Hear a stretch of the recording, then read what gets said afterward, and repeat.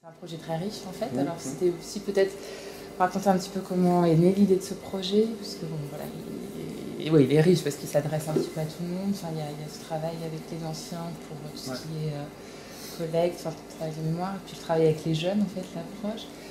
C'est dans un cadre, alors ici on est en Alsace, donc voilà, tout ce qui touche aussi à la Première Guerre mondiale, c'est un contexte particulier aussi. Alors est-ce que le territoire alsacien, c'était voilà, voulu ou...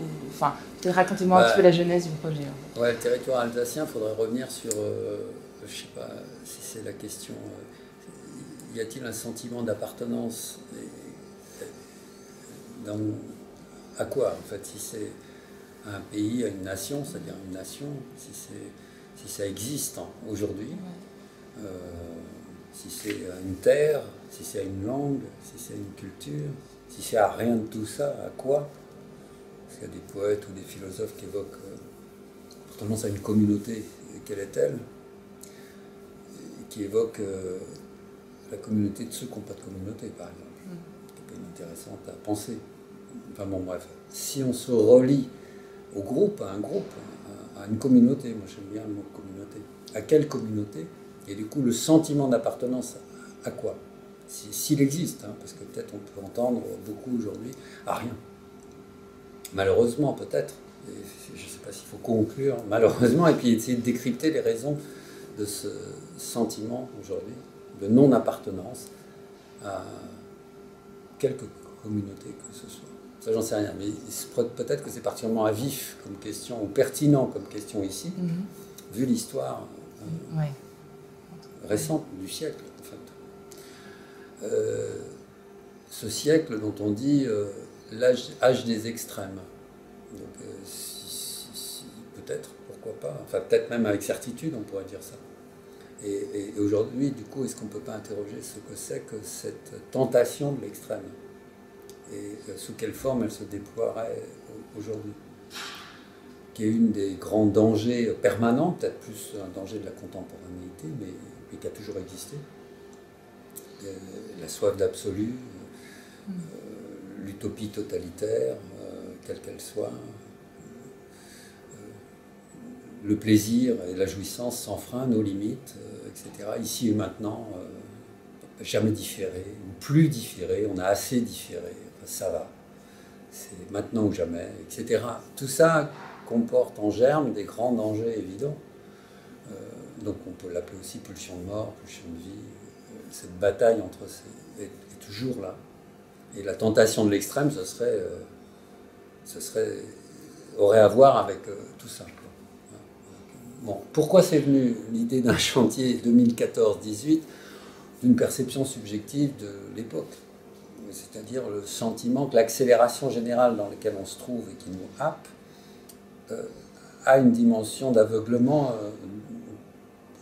dangereuse, enfin, aveuglement dangereux et une dimension inquiétante quant au devenir de ceux et celles qui sont plus, disons, devant la question de savoir comment ils vont penser leur devenir, comment ils vont s'orienter dans la vie, comment ils vont aspirer à ceci ou à cela. Donc ceux qu'on appelle communément les jeunes, dont particulièrement les 14-18 ans, on pourrait dire que c'est une figure temporaire comme ça, de dire ils sont nés en l'an 2000, donc ils auront objectivement 14 à 18 ans dans les prochaines années. Mais peut-être que l'époque est redevenue adolescente aussi à tout prendre, dans sa perte de repères, même pas remise en question des valeurs, dans son effritement, disons, d'un certain nombre de valeurs, sans qu'il y ait clairement de nouvelles qui puissent être crédibles. C'est une sorte de fuite en avant, disons, qui caractérise l'époque, et qui a à voir avec le syndrome de l'adolescence, en fait, c'est-à-dire moi, et puis advienne que pourra, et avant moi ça n'existe pas, après moi c'est très court. Tu vois, je n'y crois pas. Du coup, il y a quelque chose d'inquiétant dans cette dédication aveugle, encore une fois, à l'accélération, pour 3 points de suspension. Pourquoi? Pour, les psys évoquent volontiers, enfin les plus pertinents évoquent volontiers pour jouir. point à la ligne, quoi. Enfin, comme si la vie se résumait littéralement à ça, et alors non-stop, pour une jouissance non-stop, ou la plus fréquente possible, et puis sans frein. De préférence sans aucun frein. Donc là, il y a quelque chose d'inquiétant dès qu'on évoque un peu d'où on vient, quoi, le passé, c'est-à-dire, mais rien à foutre. Première possibilité d'entendre ça, hein. C'est pas la peine de jouer à cache-cache, on l'entend. Ah bon, ça vraiment, quelle importance, tu vois, plus poliment. Ou à quoi bon, ou on connaît, ou ça c'est votre histoire, c'est pas la nôtre. Aujourd'hui ça n'a plus rien à voir, etc., etc. Qui sont des manières en fait de dire le passé ne nous intéresse pas, votre rapport au passé et nous interroger sur le passé, c'est pas le problème. Sous-entendu, ça nous mènera à rien. Ça ne peut pas nous aider à imaginer, peut-être même à penser comment articuler notre rapport à la vie, au travail, à la culture, aux autres, etc., etc. Moi, je ressens beaucoup ça, presque en proportion d'ailleurs de l'accélération. C'est-à-dire, plus ça s'accélère, moins le regard sur le passé existe. Plus il est l'objet de simplification terrifiante parce que la simplification dans les langages, par exemple, c'est-à-dire le langage se défait, on emploie tous les mots pour dire n'importe quoi, et n'importe quoi existe vraiment de plus en plus sur qu'est-ce qui s'est passé, quoi, sur le récit. Il n'y a plus de grands récits, et à très juste titre, on en a peur, parce que les grands discours ont été dévastateurs. Donc, en gros, c'est aussi toute la capacité au récit à être un appui pour grandir dans la vie qui est remis en question par une époque qui, en fait, tend, sur le fond, à occulter le passé. Et je suis bien sûr que ce n'est pas distinct des idéologies qui règnent, qui seraient celles, sur le fond, du néolibéralisme avancé, c'est comme ça qu'elle semble s'appeler. Mais je dis ça au sens, je n'ai pas de compte à régler avec ça plus qu'avec autre chose. C'est juste que ça s'universalise, et que les conséquences ou les logiques de ça sont celles-ci aussi, c'est-à-dire le passé, c'est pas trop la question. Le storytelling pour vendre un produit ou pour se vendre, oui, ça c'est la question. C'est la question et la communication et le marketing, et pas du tout l'histoire, petit H, grand H, comment les histoires ont rencontré la grande histoire, comment cette grande histoire a été dévastatrice, qu'est-ce qu'on en a appris, qu'est-ce qu'on pourrait penser légitime de réinterroger. Donc il y a un processus de simplification qui est très dévastateur. Il y a bien du déni aussi, hein, sur notamment les notions de responsabilité. Il y a du refoulement, quoi, hein. C'est-à-dire que l'histoire coloniale, elle n'est toujours pas faite. Ça, évidemment, il fallait revenir à la collaboration et aux résistances, ou aux formes de collaboration, etc. Enfin bon, passons sur... du coup, moi j'ai l'impression qu'il est de notre nécessité, de mettre d'ouvrir un chantier qui réinterroge le passé, et qui dit que dans ce passé, il y a du tragique, mais il y a aussi des lumières inouïes. Donc, en fait, reconstruisons les images du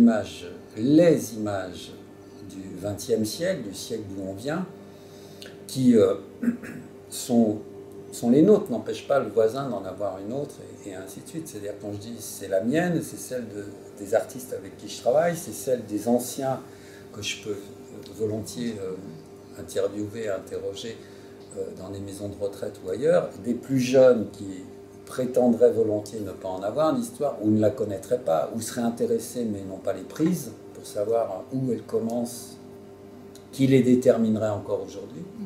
Je pense que le chantier se doit de remettre la question en mouvement, c'est-à-dire en fait de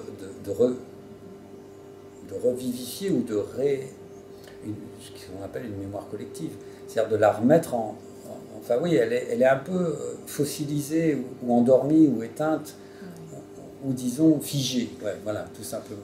Peut-être comme si on n'y croyait plus.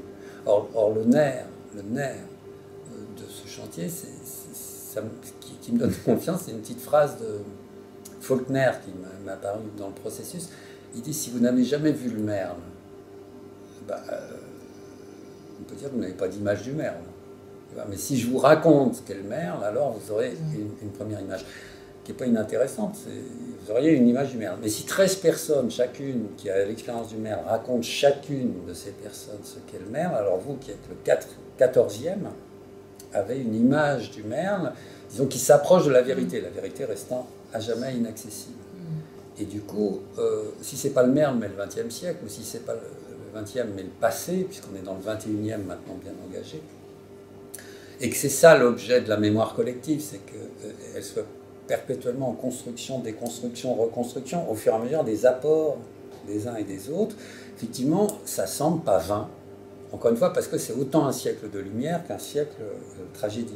Et que du coup, dans l'espace même de ces lumières, qui émanent beaucoup d'artistes, de penseurs, n'oublions pas, en fait, les suggestions qui ont pu être mises en mouvement, ou les propositions, ou les utopies très locales, jamais globales, dont ils ont pu être les acteurs, les auteurs.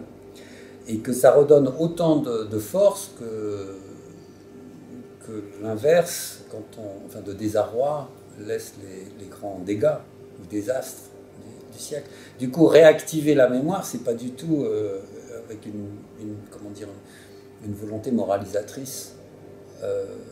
C'est plutôt pour réactiver un mouvement de s'interroger sur les forces destructrices et quand elles se confrontent aux autres forces créatrices, comment c'est une perpétuelle bataille, le siècle en est, on porte la marque, et que nier le passé nous condamne a priori, à tout coup, à le répéter, ou le perpétuer, enfin, c'est-à-dire continuer sans réinventer une autre manière d'appréhender les questions. Les questions, par exemple, d'appartenance, c'est flagrant. À une nation, jusqu'où? À l'Europe, on y croit, on n'y croit pas. Comment on y croit? De quoi est-ce que cette utopie-là a encore une consistance? Pourrait en avoir une? À quel endroit précis qui permettrait aux uns et aux autres de s'impliquer, plutôt que de regarder passer le train en disant chef-d'œuvre de bureaucratie, ce qui est quand même le réflexe d'énormément de personnes aujourd'hui, qui du coup se condamnent à en être les spectateurs passifs. En fait, ce que j'essaierais de remettre en mouvement, c'est ce qui détermine d'y aller, là, à inventer ou à amener une pierre qui soit contradictoire avec ce qui est la tendance générale, qui est passive, enfin, qui est fataliste, qui est aussi dans l'abandon, le renoncement, une résignation, un sentiment que, bon, bah, on ne peut rien à rien. Et qu'il faut donc simplement s'adapter. C'est un peu plus complexe que ça, à mon avis, si on veut s'y retrouver. C'est-à-dire s'adapter à quelle loi au pluriel. Et je pense que là, il y a une formidable bataille à l'échelle individuelle qui engage les artistes. C'est-à-dire que la tendance générale, elle est celle qu'a très bien nommé un dramaturge allemand qui s'appelle Falk Richter, qui disait « l'extérieur est entré à l'intérieur de moi ». C'est-à-dire que des lois me gouvernent et me mènent dans des directions que je ne comprends pas. Je suis gouverné par des lois qui ne m'appartiennent pas finalement. En fait, je ne sais plus qui je suis, c'est plus moi qui agis, c'est d'autres. C'est-à-dire que les forces extérieures sont entrées en moi, je les ai tellement intériorisées que je me vois faire des choses que j'aime pas et qui ne me ressemblent pas. En fait, je suis en perte. J'ai plus de centre. J'ai plus de centre. En fait, je suis agi par d'autres que moi-même. Ça veut dire en fait renouer avec ce qui serait un fil à plomb intérieur. Et donc s'autoriser de son propre point de vue subjectif. Oui, il y a un de vos ateliers d'ailleurs qui s'appelle Vision critique, je crois, c'est pour développer voilà. Ça. Ouais. C'est parce qu'on voit volontiers, pas volontiers, on voit malheureusement, oui, ici on voit ce mouvement d'abandon de ce qui serait son propre subjectivité. On le voit bien en mouvement, en marche pour le coup, c'est-à-dire même chez des très jeunes, c'est-à-dire qui intègrent la doxa, enfin la norme, un point de vue conforme à la norme, et qui deviennent malgré eux conformistes. Je dis malgré eux parce que c'est avant de l'avoir pensé que c'est donc un apprentissage qui se fait sans même qu'ils le mesurent. Le mesurant, il n'est jamais trop tard pour désapprendre, hein, mais c'est une bataille intérieure, parce que l'apprentissage ça propose des avantages quant au confort, quant à la paix absolument enfin la tranquillité du voisinage aussi, qui trouve qu'on est formidable parce qu'on est dans le rail.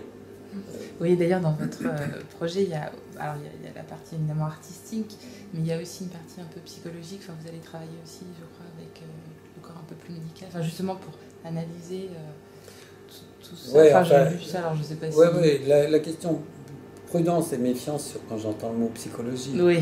Enfin, en vérité, il y a un grand psychanalyste contemporain qui s'appelle Charles Melman, qui a très très bien dit comment en fait les lois du monde contemporain déterminent une nouvelle économie psychique. Et c'est un peu ce que je vous ai dit tout à l'heure, je paraphrase volontiers, parce que je pense qu'il a raison. C'est-à-dire qu'on a mis au centre du monde, et en général, quand il sent qu'il y a un suspense, ah bon, qu'est-ce qu'on a mis au centre du monde, il retarde de dire quoi? L'objet. Donc, l'objet. Et évidemment, pareil, pour un temps, la jouissance. Donc, en fait, si au centre du monde, il y a ça, ça veut dire qu'ici, quant à ce qui serait, enfin, entre le cœur et l'esprit, enfin, et puis, en fait, quand je pose, c'est peut-être pas très clair où ça se joue dans l'humain, le désir d'assouvir ses pulsions, c'est-à-dire de faire, rien n'en sort indemne, y compris la relation à l'autre, je te prends, je te jette. Dans la relation intime, c'est quelque chose qui se banalise. Bon. On peut voir aussi surgir des points de vue très réactionnaires par rapport à ça. C'est-à-dire faisons exactement l'inverse. Mais c'est simplement de mettre en jeu qu'il y a un rapport à l'économie psychique. C'est ce que ça veut dire, c'est-à-dire le rapport d'exigence intime qu'on peut avoir d'assouvir ses pulsions, je dirais, par exemple. C'est quelque chose que je perçois de plus en plus dans la vie quotidienne. L'exigence du no limite. L'exigence et même très très souvent, même ce glissement par exemple qui serait de dire, quand je dis la pulsion, c'est celle qui fait dire hey, mange ta banane, pauvre singe, à une enfant manipulée par les parents face à Taubira par exemple. C'est-à-dire que le langage s'autorisait qu'il n'y ait pas de limite. Et puis que, je le pense, donc je le dis, c'est qu'une opinion. Le racisme, c'est une opinion. Je ne vois pas pourquoi je me réfrénerais. Donc, autrement dit, et puis un certain nombre de gens qui alimentent, dans les télévisions, pour une grande part, les pulsions voyeuristes, les pulsions que Freud qualifiait de honteuses, à certains endroits. C'est-à-dire, nos limites, il n'y a pas de limite, il n'y a pas de raison de se priver d'un plaisir régressif.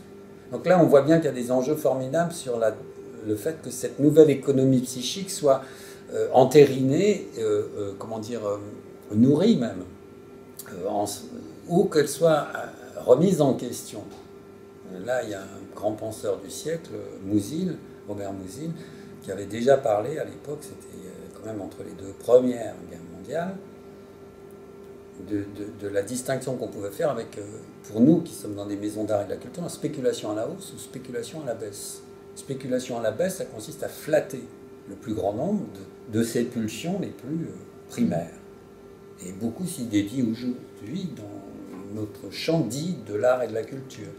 Spéculation à la hausse, c'est un peu autre chose, c'est-à-dire essayer de faire apparaître des formes de sublimation qui permettent qu'effectivement les pulsions soient réfrénées pour une part, contrôlées, canalisées, etc.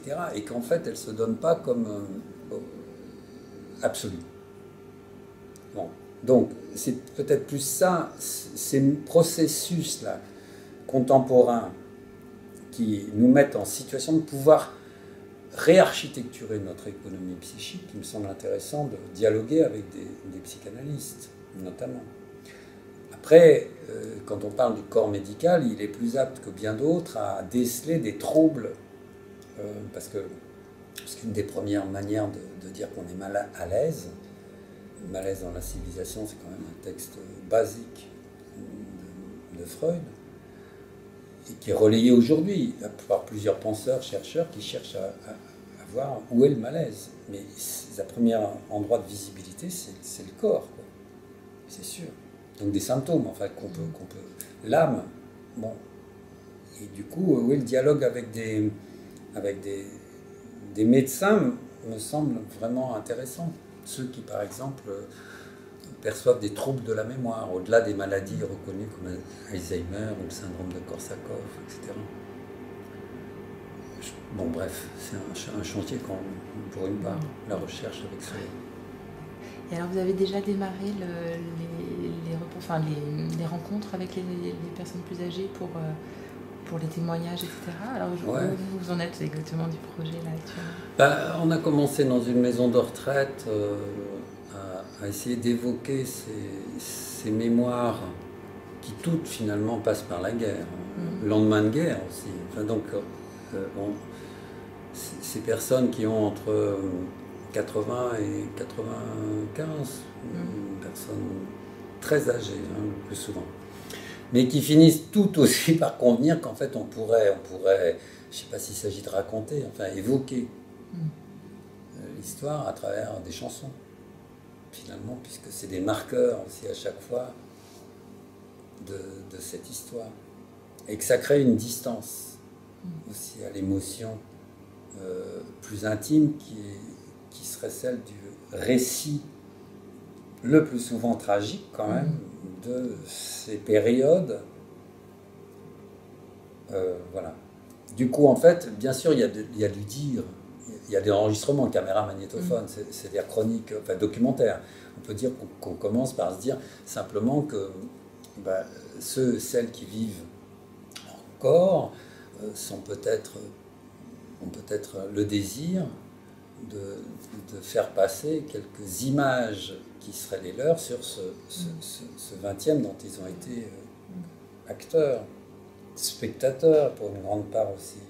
C'est-à-dire acteurs, peut-être pas assez à leurs propres yeux, ça j'en sais rien, mais en gros ce qui se remet en mouvement, c'est sans hiérarchiser, c'est des bribes de mémoire, des éclats, des fragments, sans hiérarchiser, parce que bien sûr il peut y avoir des questions, mais c'est plutôt pour remettre en mouvement.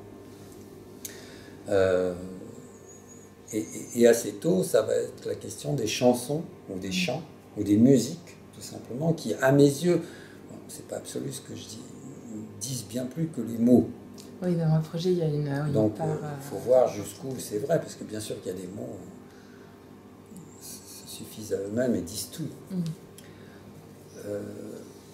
Et qu'en fait, les anciens, voilà, pour ma part, c'était une manière de se dire aussi que ce lien transgénérationnel, on a coutume de dire que le rapport des fils au père peut être conflictuel ou est problématique ou n'est pas toujours très simple, et même s'il est lumineux, il n'est jamais que ce rapport-là, mais qu'alors par contre, il peut y avoir beaucoup plus de vitesse spontanée comme ça, d'écoute et de distance aussi, peut-être via l'humour vis-à-vis des grands-parents, ou que les grands-parents vis-à-vis des petits-enfants, ou arrière-grands-parents. Ça, j'en sais rien. Le lien transgénérationnel, c'est assez mystérieux, mais en fait, c'est sûr que je réactive chez les très anciens des lumières dont qui pourraient être destinées à des plus jeunes. C'est-à-dire qu'à un moment donné, peut-être que ce dont ils parlent, ou ce qu'ils évoquent, que ce soit par parole ou chant, pourrait parvenir à des 14-18 ans, oui, juste pour voir. Quand on entend cela, qu'est-ce qu'on ressent, qu'est-ce qu'on pense, à quoi ça nous fait penser, c'est remettre en mouvement une logique associative, subjective, qu'engagerait les plus jeunes, plutôt que de ne pas avoir d'image d'anciens d'aucune sorte, etc. Enfin, c'est toujours pareil, c'est remettre en mouvement, il y a plein de protocoles à inventer, qui sont, chacun étant une fin en soi. Pour les anciens, c'est de se remettre en mouvement de mémoire, à plusieurs, ce qui peut faire naître la dimension chorale, quand c'est du chant, ce qui n'est pas rien, le chœur, ou le choral. Et puis à plus solitaire, c'est vrai que c'est toujours assez beau d'écouter une vieille femme qui vient de Roumanie, qui raconte comment elle a fui la Roumanie, pourquoi elle a fui la Roumanie, qu'elle a atterri à Budapest, venant de Bucarest, puis qu'ensuite elle est arrivée à Strasbourg, mais qu'à Strasbourg c'était quand même la période de Vichy. Donc elle raconte, c'est des images, mais qu'un autre homme qui est né en 1934 à Budapest, pour le coup, qui raconte le début de son enfance, et ainsi de suite, ou Madame Vigneron qui raconte comment son mari a travaillé dans un charnier pendant 2 ans à Göttingen, parce qu'en fait après la guerre il fallait aussi déterrer ceux qui étaient morts pour les ramener dans les cimetières français. Et que du coup, il fallait à chaque fois faire des réceptions, et puis que, etc. Mais je ne veux pas paraphraser ces mémoires, c'est juste que ça nous intéresse ou ça ne nous intéresse pas. Il y a juste à pas juger. Il vaut mieux juste qu'il y ait une parole qui fasse ce modeste récit de vie qui engage, plutôt qu'elle n'y soit pas. Puis après, on verra bien à qui ça parvient. Ça parvient à eux-mêmes. Déjà, on peut leur retourner la cassette, le film, et puis qu'ensuite, eux, le fassent circuler aux enfants, petits-enfants de leur famille, ou que ça fasse un petit fonds ressources, témoignages d'anciens, sur une période qui, au fond d'eux-mêmes, c'est pas moi qui pose des questions, là, c'est eux qui y reviennent toujours. Qu'est-ce qui reste de ce XXe siècle qu'ils auront traversé? Tous se réfèrent à cette guerre. Alors cette guerre, moi, il me revient de la problématiser à un moment donné, mais je ne suis pas sûr qu'il faut que ce soit trop tôt. Si c'était un peu plus tard, ce que je dirais, c'est que je m'en référerais à Heiner Müller, un peu, ce dramaturge allemand qui a disparu dans les années 90, qui disait 14-18, non, 14-18, ça ne s'achève pas en 18, ça s'achève en 45. Puis non, d'ailleurs, ça ne s'achève pas en 45, ça s'achève en 90, avec l'explosion de l'URSS et la chute du mur. De la guerre mondiale à la guerre froide, à la guerre... Et qu'en fait, à tout prendre, ça ne s'arrête pas en 90, c'est une mutation d'Est-Ouest à une guerre Nord-Sud, et la guerre économique dans laquelle nous sommes aujourd'hui a bien à voir avec la Première Guerre mondiale. Et la suite naturelle, logique, sous une autre forme de cette même guerre, elle ne fait pas les mêmes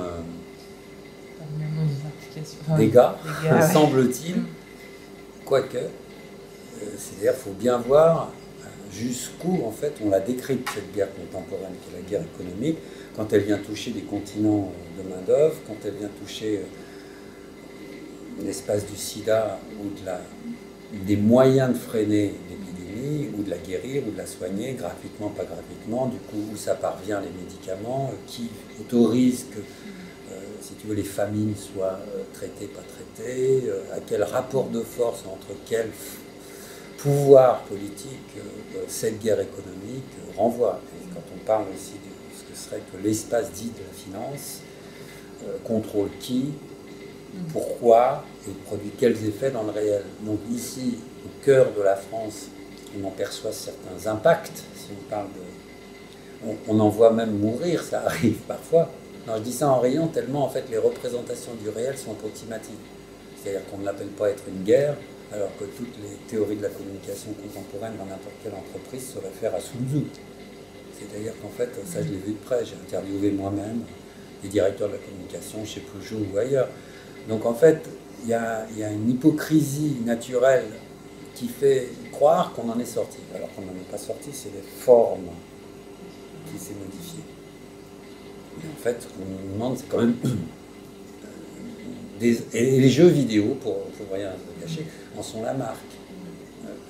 Mais alors là, je le dis sérieusement, parce que je l'ai étudié de près.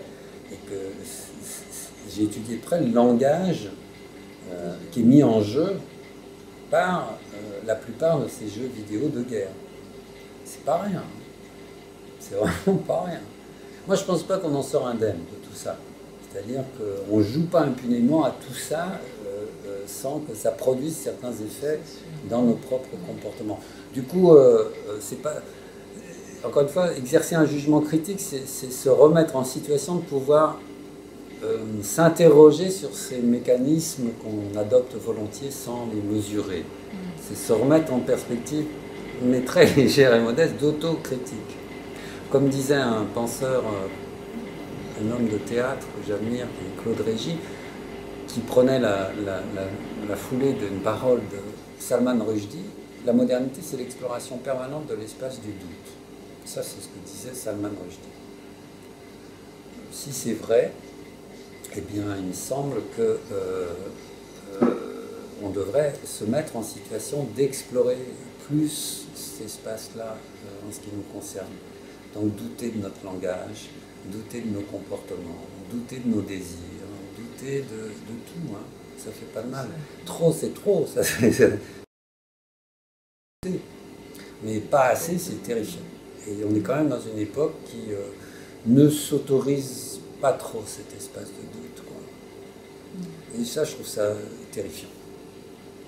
Parce qu'en fait, encore une fois, la perte de mesure, c'est ce qui a caractérisé tous les processus de destruction, la démesure, quoi.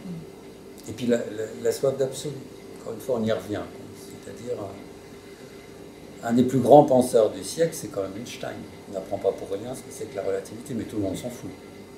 C'est-à-dire qu'en fait, les traces dans nos vies quotidiennes de cette pensée, qui a croisé très volontiers celle de Freud, qui très tôt, en 1915, en plein Première Guerre mondiale,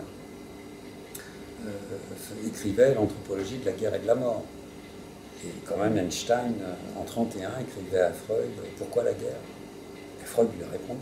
Et quand on lit ces correspondances, c'est terrifiant de penser que ça date d'il y a 80 ans, que ces deux-là, notamment, se sont mis à essayer de penser comment plus jamais ça, et qu'en fait, ça n'a pas servi à grand-chose, puisque tout le monde s'en fout.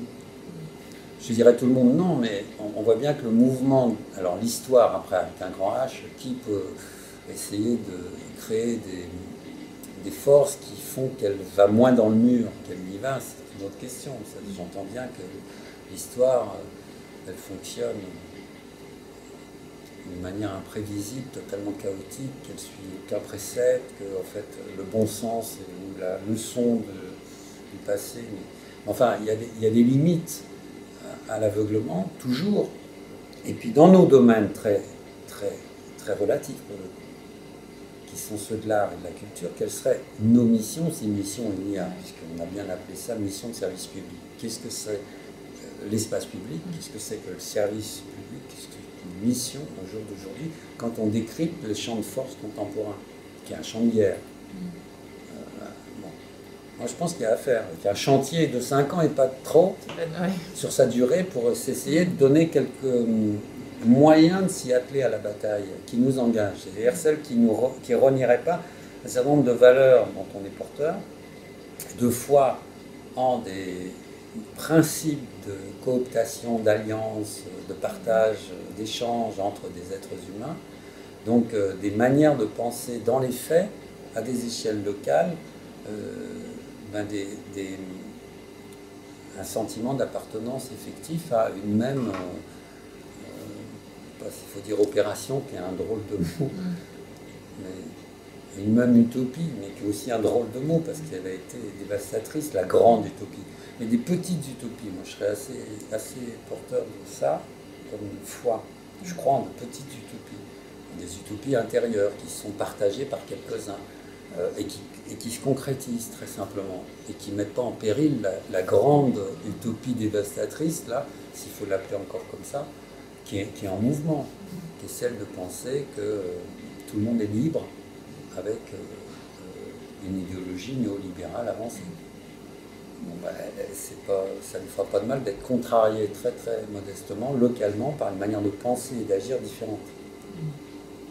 C'est un peu ça le sens de mon travail. Et tout ce travail là, au cours de contact avec les anciens, etc. Après, je crois que vous allez en faire des spectacles, alors si j'ai bien compris. Enfin, ça va à plusieurs, avec tout le travail en cours, en fait, si j'ai bien compris. Pas dit.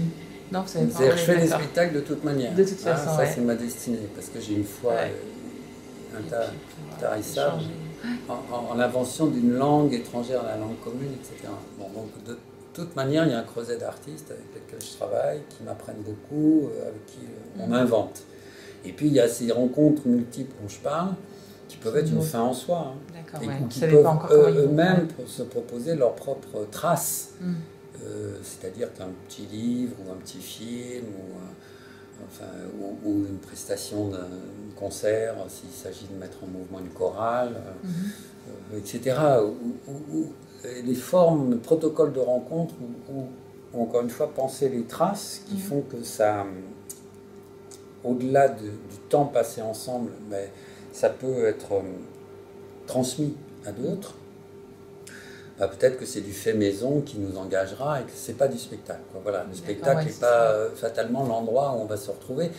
Et s'il était question qu'ils produisent, entre guillemets, quelques enregistrements, par exemple, que je trouve formidable que le plateau soit hanté, au bon sens du mot, par ces présences qui seraient absentes physiquement, mais que c'est un enregistrement sonore. Je leur demanderais si ça pourrait être d'accord ou pas. Et s'ils le sont, j'essaierai peut-être à un moment donné. Parce qu'en fait, quand on est sur un plateau, on est toujours hanté, c'est peut-être pas le mot, connecté. Enfin, j'en sais rien. On est toujours, on a toujours des liens à des personnes absentes. Alors le processus lui-même est lié à ces personnes absentes, mais l'écriture scénique aussi, et parfois, en fait, c'est secret, ça, on le sait.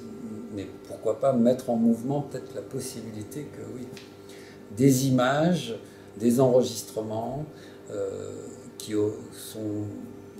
surgissent dans ces processus de sensibilisation qu'on met en œuvre, se retrouvent à un moment donné dans le spectacle. En fait, c'est plus simplement qu'il y a très naturellement la nécessité d'avoir deux lignes de travail qui sont menées parallèlement ou en alternance étroite.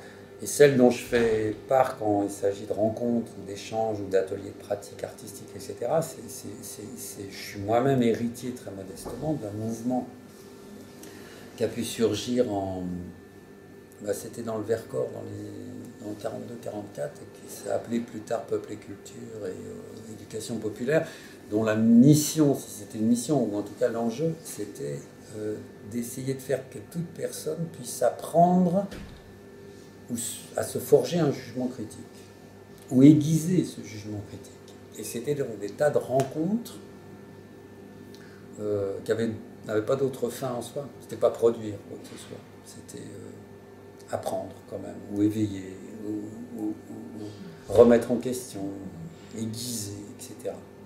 Et ça reste une très modeste utopie d'avenir. C'est-à-dire, encore une fois, à des échelles locales. C'est-à-dire qu'il faut... C'est pas un mot d'ordre, quoi. C'est pas national. C'est juste un empirisme qu'on peut remettre en mouvement. Donc il se justifie en soi. Il n'est pas lié au spectacle. Le spectacle, c'est encore une autre affaire. Mais ça peut être lié à l'occasion. Ça se découvre en cheminant. Parce que là, vous en êtes au début, finalement, de tout ce... Même pas, ouais, je suis dans la préfiguration en 14-18. Je suis en 13 encore, on est en 13 encore. Mais vaut mieux que les fondations intérieures du projet, si c'est un projet, soient solides. Parce qu'ensuite, il n'y a pas à regretter de s'y être attelé sur une durée un peu longue. Mais ce ralentissement qu'autorise la durée, pour prendre le temps de s'attarder à telle ou telle question, il me semble vital dans cette époque d'accélération. C'est-à-dire qu'en fait, c'est naturel, je viens de la danse c'est un art du détour, avant tout. Donc, au lieu d'y aller en ligne droite, ça prend un temps et une forme inouïe pour y arriver au même endroit, c'est-à-dire nulle part. Donc, moi je pense que le chantier, il ne faut pas attendre grand-chose d'autre que sa vérité subjective, partagée par les uns et les autres au fur et à mesure des questions qu'il soulève. Et que ça passe par des spectacles ou d'autres formes. C'est qu'on soit à peu près sur nos deux pieds le vivant, dans le temps qu'on s'accorde à le vivre, en train de le vivre. Et du coup, ça rouvre un espace imaginaire, mais ça c'est sûr aussi. C'est inévitable, je dirais. Heureusement que ça ouvre au moins ça. Et en fait, c'est pas rien.